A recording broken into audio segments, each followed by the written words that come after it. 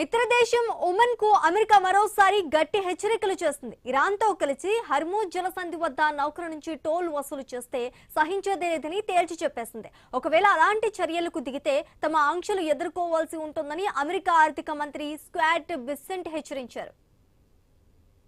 Hormuz వద్ద toll వసూలు చేసే విధానాన్ని అమెరికా ఎప్పటికీ సహించదని బెసెట్ పేర్కొన్నారు. ముఖ్యంగా ఒమన్ ఇరాన్ తో కలిసి ప్రత్యక్షంగాని పరోక్షంగాని ఇలాంటి చర్యలకు దిగితే వారిని లక్ష్యంగా చేసుకుని ఆంక్షలు విధిస్తామన్నారు. ఈ హెచ్చరికల తర్వాత టోల్ వసూలు చేసే ప్రణాళిక ఏదీ తమకు లేదని ఒమన్ నుంచి స్పష్టమైన హామీ వచ్చినట్లు బెసెంట్ తెలిపారు.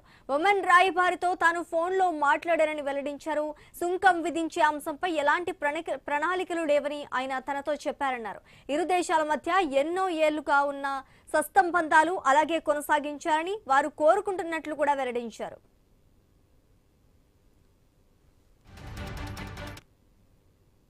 యుద్ధం ముగించే విషయంపై అమెరికా ఇరాన్లు ఒక ఒప్పందానికి చేరువలో ఉన్నాయని స్కాట్ బిసెంట్ తెలిపారు. ట్రంప్ ఇంకా దీనిపై సంతకం చేయలేదని కూడా తెలిపారు. హర్మూజ్ లో స్వేచ్ఛా వాణిజ్యం కొనసాగుతుండటం, ఇరాన్ తన వద్ద ఉన్న యురేనియం నిల్వలను అప్పగించారన్నారు.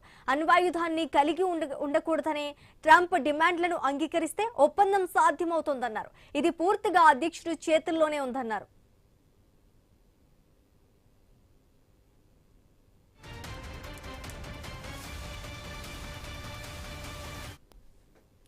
పశ్చిమాసియాలో ఉద్రిక్తతల నేపథ్యంలో ప్రపంచవ్యాప్తంగా ఆయిల్ సరఫరాలో ఇబ్బందులపై స్కాట్ బిసెంట్ స్పందించారు. మే నెలలో ఆయిల్ ధరలు 10% తగ్గాయన్నారు. హర్మూజ్ వద్ద 2000 నౌకలు నిలిచిపోయినట్లు కూడా వెల్లడించారు.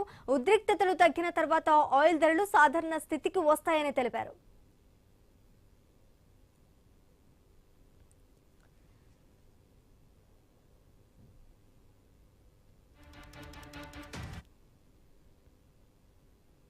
ఇప్పుడు అందరి